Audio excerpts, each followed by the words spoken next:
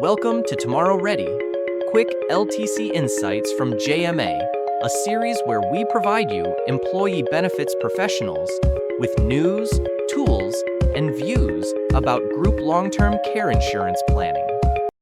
Welcome back to Tomorrow Ready, guys. I'm Yvette Mundell. I'm here, of course, with my favorite, Steve Kane.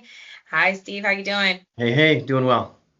Well, let's just hop into it. I know that you've been busy on the writing front. I know it's something that you are very passionate and love to do is, provide everybody with information regarding group long-term care. So I know you've been busy. What have you got?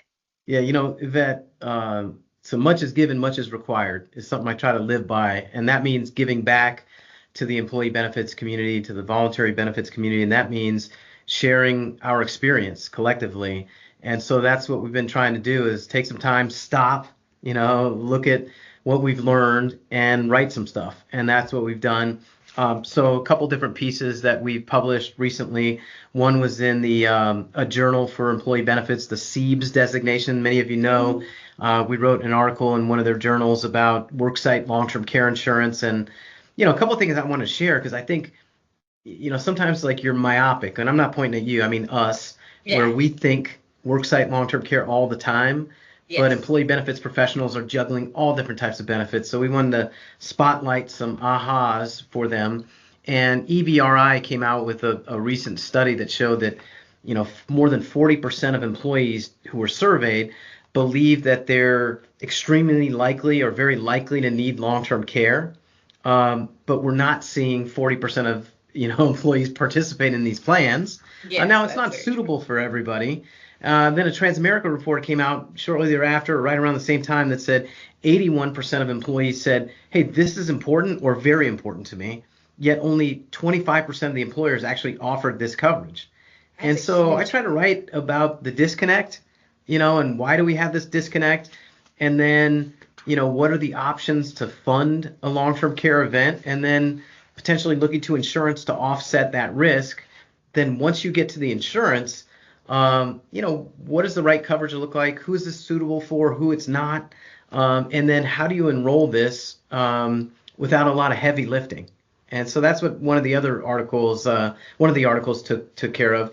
And then you and I, Yvette, wrote Yeah. something together for Voluntary Voice magazine and the voluntary benefits industry. Why don't you tell everybody about that one? Yeah, so in that one, we really kind of just took a deep dive as far as like what worksite long-term care is looking like, what the market is looking like, right? Like you said, there's a huge gap of in needs and in who's actually offering it. And we kind of took that step back as broker partners, and we're like, as a broker partner, the biggest risk, right, is to their retirement funds. And this is what worksite long-term care does. It helps protect their our employees' retirement funds. So if we know that long-term care is going to be a huge risk to it, why are we not providing them with a tool to help try to protect it, right? So we kind of took a deeper dive into looking at those numbers. One long-term care event can literally wipe out someone's entire 401k savings.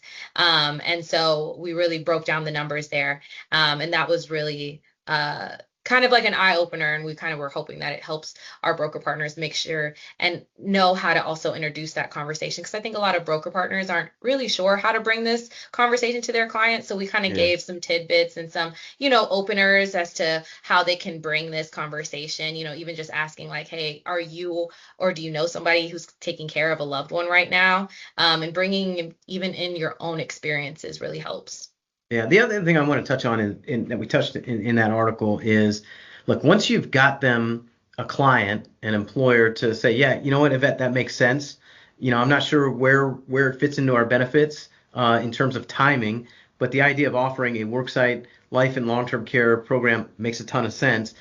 The next, key step in that process is getting an employer to agree to the communication strategy or enrollment Yes. methodology.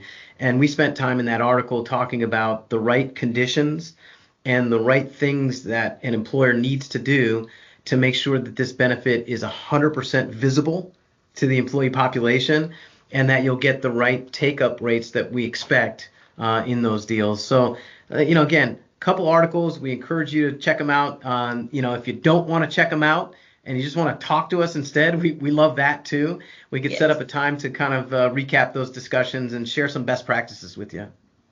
Yeah, absolutely. So make sure that you're following us on LinkedIn. We will have those articles as well posted on our LinkedIn pages. Follow us on YouTube for more information, and we'll see you next time.